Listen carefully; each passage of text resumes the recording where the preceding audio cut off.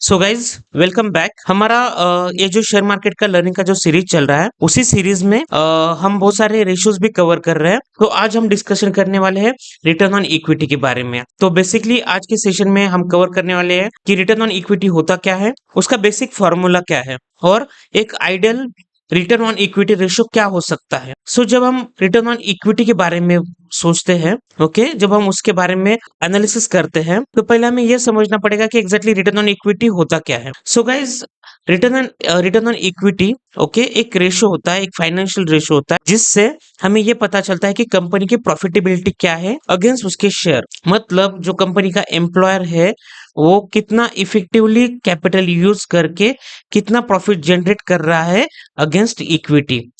Okay, equity मतलब क्या, तो उसके शेयर के अगेंस्ट कितना उसका प्रॉफिट जनरेशन है। मे भी आपको ये समझने में दिक्कत हो रही होगी, तो हम इसे फॉर्मूला के फॉर्म में देखेंगे। ओके, जब हम फॉर्मूला देखते हैं रिटर्न ऑन इक्विटी का, net income, okay, divided into share holders equity. So guys, ये नेट इनकम क्या होता है, जब भी कंपनी का जो भी एक्सपेंसेस होते हैं, मैन्युफैक्चरिंग कॉस्ट होती है, एक्सपेंसेस होते हैं, जो भी कंपनी के टैक्सेस होते हैं, इंटरेस्ट होता है, ये जो पे करके जो भी कंपनी का जो नेट प्रॉफिट बचता है, जो भी कंपनी का नेट इनकम बचता है, उसे हम क्या करते हैं, जितने भी शेयर्स है उसे हम डिवाइड करते हैं, तो हमें रिटर्न ऑन इक्विटी पता चलता है। मतलब net profit divide into shares holders equity, उसका क्या रेशो चल रहा है कि हायर इज बेटर।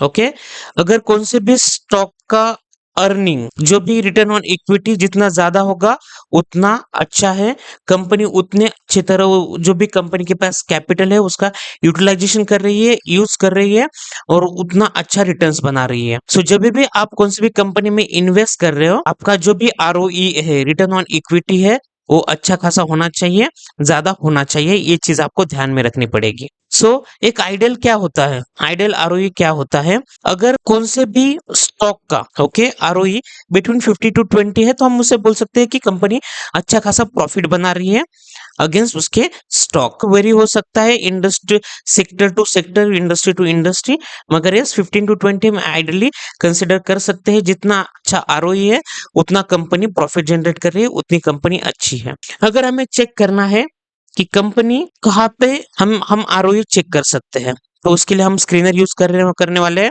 तो स्क्रीनर में हम कुछ स्टॉक देखेंगे, तो यहाँ पे आपको अभी हिंदुस्तान यूनिलीवर दिख रहा है जिसका रिटर्न ऑन इक्विटी 20.5% है, तो it is good ROE, return on equity इसका अच्छा है। तो ये एक एफएमसीजी का स्टॉक हो गया। अभी हम टीसीएस, एक आईटी सेक्टर का स्टॉक है। सो रिटर्न ऑन इक्विटी क्या है, 46.90, मतलब अराउंड 50% इसका रिटर्न ऑन इक्विटी है।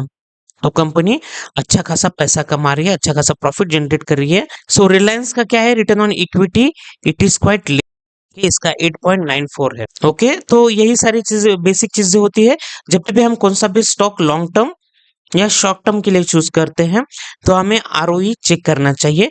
आज का सेशन हम यही भी खत्म करते हैं।